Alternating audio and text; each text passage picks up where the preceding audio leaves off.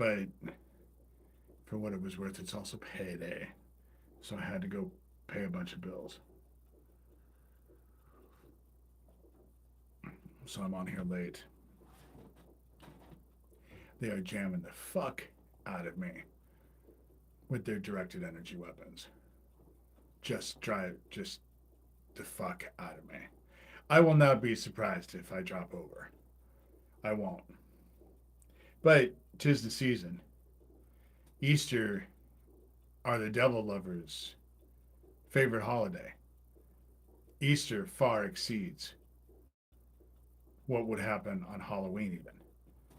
And so, but what I can see is that all of this Epstein stuff has fed all of this stuff, and now everyone is just vying to claim to be the one for the narrative in order to save themselves. And it's funny because the very thing that these people should be focused on is their souls. That's what they should be focused on, but they're not.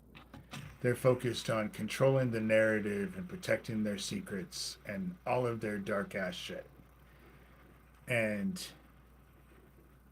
again, you can only choose to serve one master, and there's only two to choose from. And if you are not on the side of God and trying to live the word as much as you can, then you're on the dark. There's no in between. There's no place for fence setters to sit. They go into the dark as well. And in the dark, everyone's fucking equal. Trust me, you'll get more than your share of what you've done in this life, because what's waiting for everyone in the dark is all of the shit from the very beginning. Because the one thing that I know about these devil lovers, the one thing I know they were told in their initiations, in these rituals, is that they could do whatever the fuck they wanted and never pay a day's price. That's what they've all been told. That was the promise to them, is that they could do whatever. And really, up until just recently, hasn't that been the case? They've been able to do whatever the fuck they wanted to do and never pay a day's price. But those days are over. I cannot reiterate that enough. When I went to go have my first soul retrieval, it was when I first started shamanism. I probably hadn't been involved. I had just read Michael Harner's book, and I ended up scheduling a soul retrieval from a woman who actually was a head nurse at one of the medical institutions in Omaha, and they have a lot of them. She had a prestigious place at work. And so this wasn't a crazy woman. And so I actually showed up at her house. And soul retrieval is, shamans believe that in your life you lose parts of your soul. Yes, trauma is a good way to lose parts of your soul, but you can also lose your parts of your soul in boredom and stuff like that. And so what a shaman does is they go in and try to find, usually if I ever do it, I end up finding three parts of people's souls, three aspects of them. But I always warn them that they need to know that when I do that, I will see things that the people that I'm helping may be uncomfortable with me seeing, because nothing's secret on the other side. But so she explained the stuff. We laid down. Um, I closed my eyes because she told me just close your eyes and just let your mind go and see what happens. And she did her thing. For a soul retrieval, for a shaman to do a soul retrieval, you have to be touching shoulder, hip, and ankle. And you just lay side by side, and the shaman goes and finds it. So, interestingly enough, I saw this little woman with dark hair who was walking up to me, and the whole time I kept thinking, God, she walks well. And it was weird because I kept thinking, God, she walks well. And then she came up, put her hand on my cheek, and told me how proud of me she was, and then walked away. And I kept thinking, God, she walks well. And funny enough, the very next day, I was talking to my sister Cindy, and she brought up my great grandmother Shurter, who I had never met. And Cindy told me what great grandmother Shurter looked like, and it was the exact it. She was explaining the woman that I saw in my journey, and this was the very first journey I ever did consciously through shamanic work. And then at the very end, she told me, yeah, it was really sad because in the end of her life, she was crippled up with osteoarthritis and couldn't walk. And so I think my great grandmother Shurter came up to me. But after everything, um, this woman who did this shamanic journey sat up and she treated me with this reverence that I wasn't used to.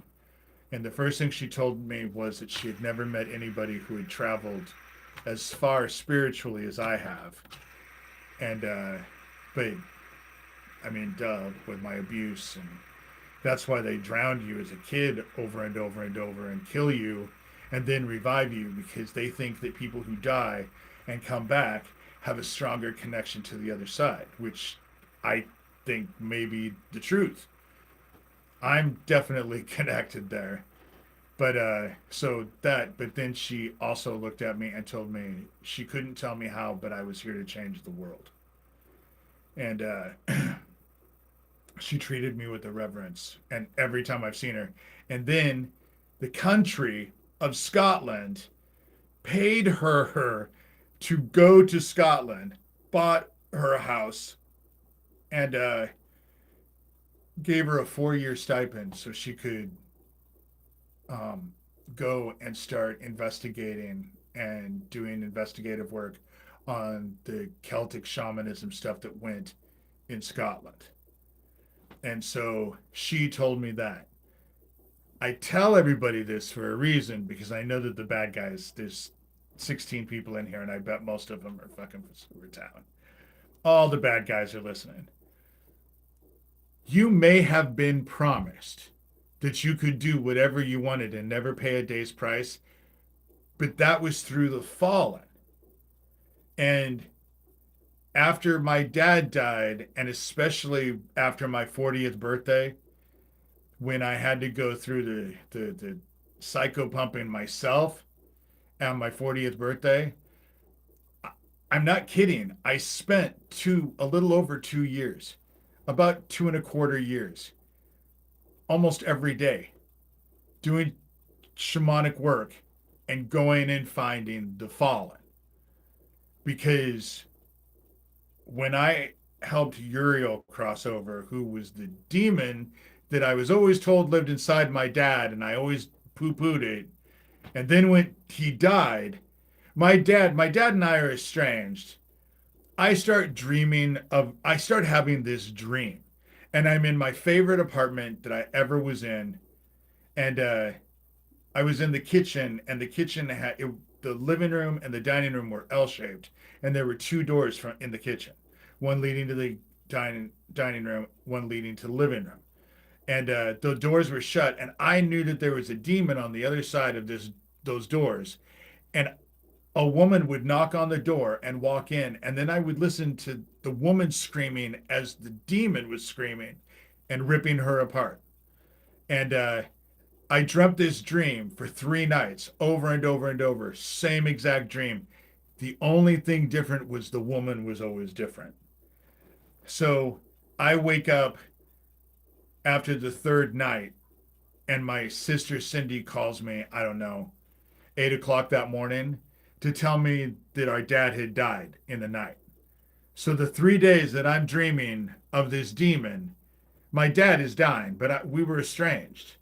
I wasn't talking to him at the time. And so, and then I write about it in Confessions of an Antichrist. You can go read it. It's not. This is nothing new. But finding the fallen and giving them the same offer, they could either go to war with heaven or be embraced back into heaven. And they obviously chose to be embraced back into heaven. When I helped them cross, they had to go through me. They had to go inside through me, which means all of their shit that you owe them became mine because I helped. They had no need. They gave it to me. And it's all the shit that I put in the dark. That's the whole reason why I tell you this whole you can do whatever the fuck you want and never pay a day's price. The day is almost over. In fact, it's coming. It's for some of you, it has ended. And there is a huge price to pay, and it is about accountability. And I don't give a fuck who runs the narrative with Isaac Cappy. You all have something to say. Now Fiona Barnett is going on the circuit to start doing interviews. And so everyone wants to be the one. I'm telling you, you guys will not succeed because Isaac Cappy is on the other side with all of heaven helping, conspiring to fuck your group up. And there's not anything, none of your rituals, none of your fucking spells, none of your murmurings, none of your stupid occult shit is going to have any effect on the other side. It won't have any effect on heaven. And it doesn't make any difference if people believe or not. You know, their opinions don't dictate reality. But the bad guys that I'm talking to, you know exactly what the fuck I'm talking about. I'm not saying anything you don't know. This is all your little secret occult knowledge. You set yourself up so high because you are aware of things that people aren't. I'm just reminding you, reiterating what, you know. So when I say that you will get more than your fair share of suffering in the dark, all of you dumbasses being able to do whatever you want and never paying a day's price, that energy just built and built and built and built and built. It had nowhere to go. It it was kept in a bottle. And so it's never been able. So it just built and built and built all of that pain and suffering and anguish and just, and I mean from the very beginning all the way through. When I went to go find that energy, what I came up to on the other side was a wall. And it was a very intimidating wall because it has no top and no bottom and no sides. It is an infinite wall. And every brick in it is all what your group has built from the very beginning. Pain and anguish and suffering. And so I simply just took it and put it in the dark. That's what I did. That's what I was trained to do, you know? And so I just simply did that. And that's what's waiting for you. So it's not just your shit that you're going to experience, it's your whole group shit. You guys all liked fucking evil. Now you get to spend an eternity, and that's all you get to know. You like it so much, it's yours. And the funny thing about it is you'll get exactly what you want. There is no death on the other side. You'll have eternal life. And because you will be asleep and you will be doing to yourselves in your dreams, being influenced by the shit in the dark, you are the masters of all you survey. You guys are in complete control. It's exactly what you wanted. Any occultist will tell you that the devil is in the details. And I knew your details. I knew what you guys wanted. You trained me. You tortured me so I wouldn't forget. So I didn't forget. And so when I constructed the dark, I thought of everything, everything I possibly could. All of the anguish and suffering and pain of the fallen, that's in the dark, waiting for you. All the shit that your group has done. Two houses. You're either in the Lord's house or you're in the dark. Two houses, two masters. You gotta serve one, because if you don't serve either, you're serving one. That's how it works. And death is coming. Nebraska yesterday just had a 4.1 earthquake. Shook all the way to Omaha.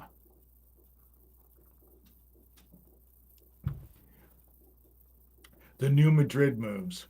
It's going to set off all of those super volcanoes. It's going to shift everything. I wouldn't speak like that, but Nebraska isn't known for earthquakes. You know what I'm saying? And they got hit with the 4.1. And yeah, you guys are probably going to make me drop over dead. Your little toys are going to. It is the season. You know, it is the season. And you guys will just. But if you don't like me on this side, trust me, you ain't going to like it when I'm on the other side. But all of the shit, you can't beat what's coming for you.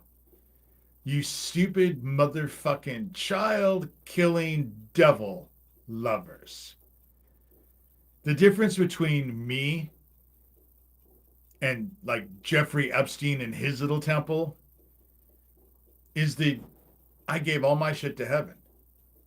You know, your reward should be in heaven, not here. With Jeffrey Epstein, it was all about himself, and Jeffrey Epstein is just one.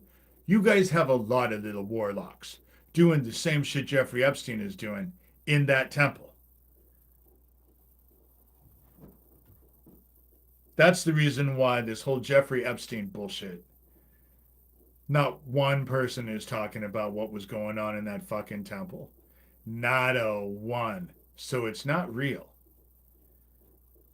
But this time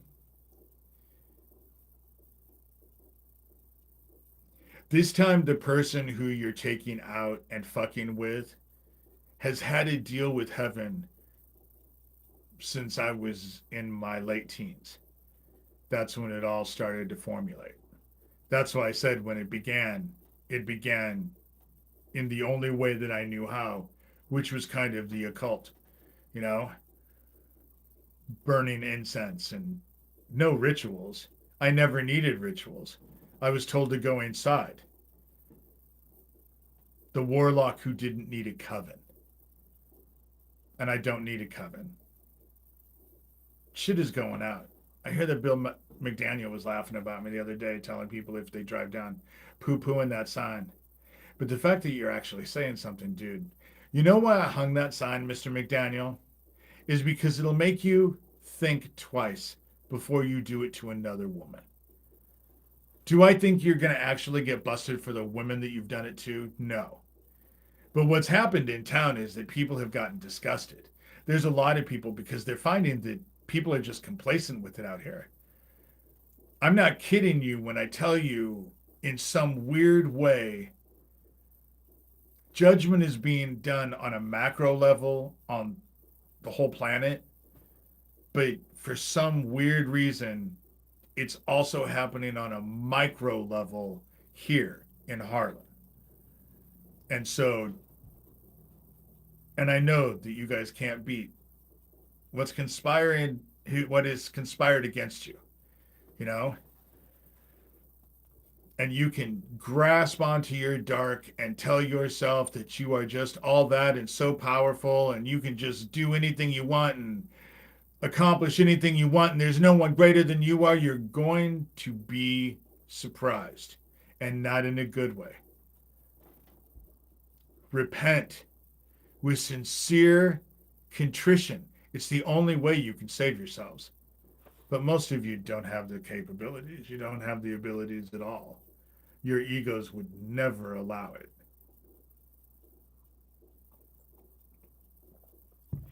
I was just supposed to tell the truth till the very end.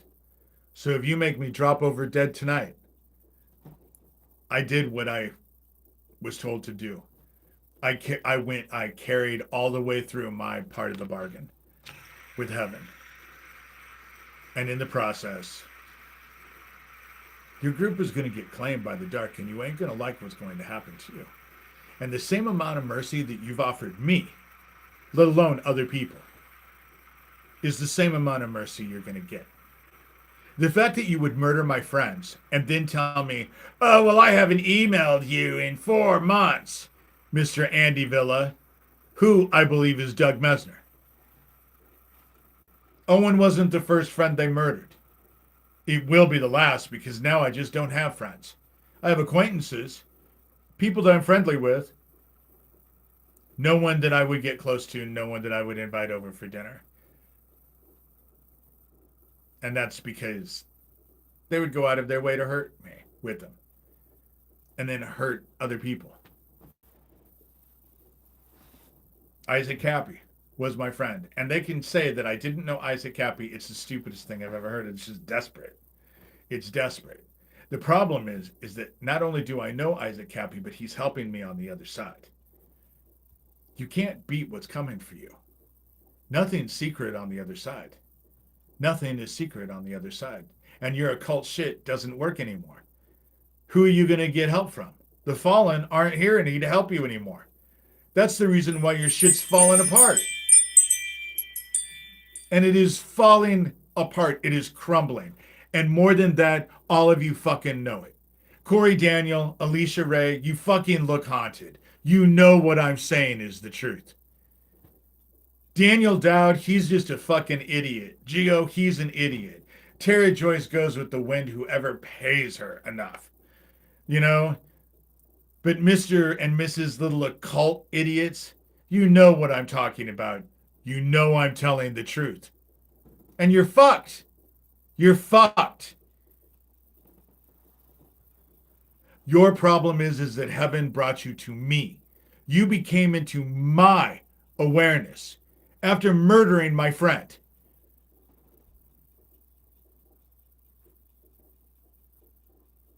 Am I going to count on the peanut gallery to do anything? No. Am I going to count on any police to do anything? Are you fucking crazy? Judges? Prosecutors? Oh, yeah, they'll prosecute all right. And be all afraid that their shit's going to get found out. It could never go through man. Ever. It never could go through man. And I always knew that. And I never wanted it. The justice that I wanted, that I've always wanted, isn't available on this side. But it is on the next, on the other side. It's just funny that heaven gave me the dark. And I built the dark with my anger and rage, thinking that I had separated myself. Oh, I was so egotistical, thinking, oh, I had separated myself from it. Not realizing all I did was compartmentalize it. It's still there, full force. With their attacks that are going on right now. You know? I just know what's coming, and that's why I can get through this and focus on it. They're supposed to be able to do whatever the fuck it is they want to do right now. That's the reason why they're fucking hitting me with their weapons and stuff like that. It all gets returned. And in the end, every fucking one of them listens to every fucking thing I say, so there's no plausible deniability. That's the funniest thing about it. In the end, when you dumbasses find yourself in the fucking dark and realize that I told you the truth the whole time, 4 little fucking words. I told you so. You think you're obsessed with me now, motherfuckers? Just wait. Just wait. And be content in the knowledge that when this is all over, I will never have to think about any of you ever again. You will fade away, not just from me, but from everybody. No one will even remember that any of you dumb motherfuckers even existed. But you'll be aware of it every moment for the rest of eternity, begging for a death that will never find you, a feeling that I am well acquainted with. It was pretty easy for me to channel it into the dark. And funny, because on this side, in this life, I'm a nobody. But that which you do to the least of you, you do unto me. That's what we were told. That's the truth. In the end, just remember I warned you. I told you.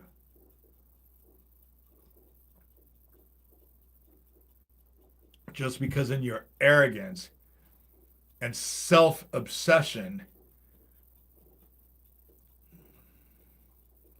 you know, you're my Roman Empire. I like that. I will keep telling the truth.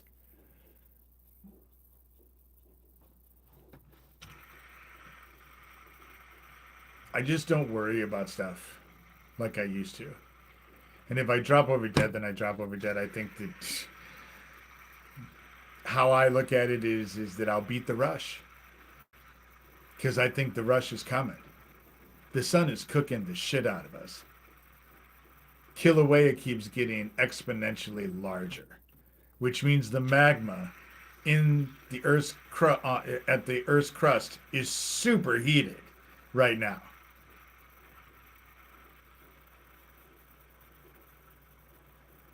I think that what we could be seeing is apocalyptic. Not to mention we're in World War III now, and Donald Trump is an idiot. But more than that, his whole cabinet was hired because they were good liars on television. That's what every one of them has in common, you know, or they were just good liars. But podcasters and stuff, they don't have a fucking clue. Yeah, we bombed fucking Iraq. They don't have a clue what happens next now. They don't have a clue. We're dead in the fucking water and the rest of the world sees that, you know? And that's just sad. That's just sad. And no bravado and chest thumping is going to change any of that.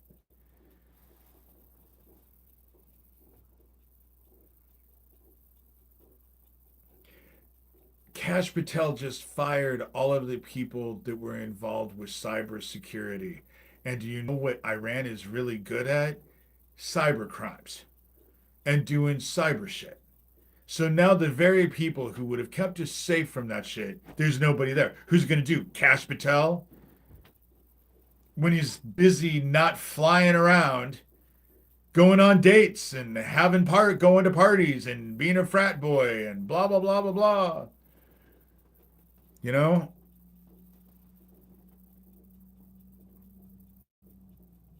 people just don't want to be told what's before us, but what's before us is so obvious.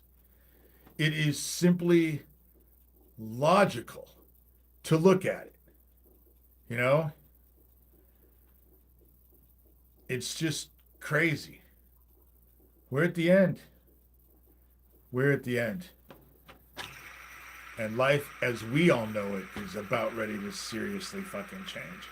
So them hitting me with their fucking little weapons trying to get me to drop over dead, you're doing me a motherfucking favor. Of course, I'm not so sure it's going to work. It hasn't worked thus far.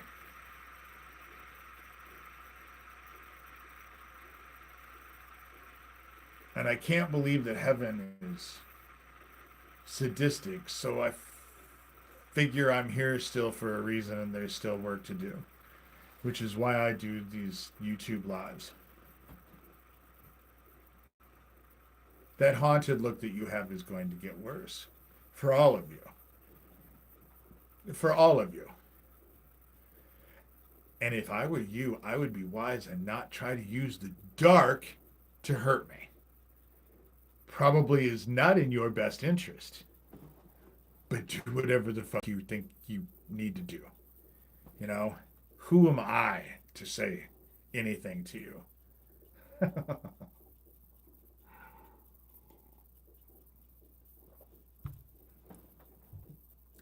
But how are your rituals working thus far? You know, the shit is over. The powers that fueled all of this and protected it and kept it going are no more. The fallen are no longer accessible to anything here. They serve heaven. And funny enough, because they serve heaven in a way, they kind of serve me. Your spiritual principalities that let you do whatever the fuck you wanted to do and never pay a day's price now no longer help you and serve me. That's what's so ironic about all of this. It's so hilarious. And the shit's getting ready to fall apart. It's already falling apart. Anyone who has a brain cell in their head can see that it's falling apart. And go ahead, get me to drop over. I assure you, if you don't like me on this side, you are not going to like me on the other. But either way, checkmate. Checkmate. Never start a war you haven't already won. Fight your enemy where he is not, and never underestimate your opponent. Unfortunately, for you guys, it has never underestimated how big a dumbasses you actually can fucking be. The most entitled group of dumbasses I've ever met in my life. And you can pump out your chest and sing your bravados and how wonderful and how powerful you are as loud for everyone to hear. But it's bullshit. And I know it. And more importantly, so do all of you. So, at least with me, what the fuck is the point? I just don't get it. It's not real. And in the end, four little words. Just remember four little words. Or three. You were warned. Or I told you so. Either way, both work. And with that, have a great night.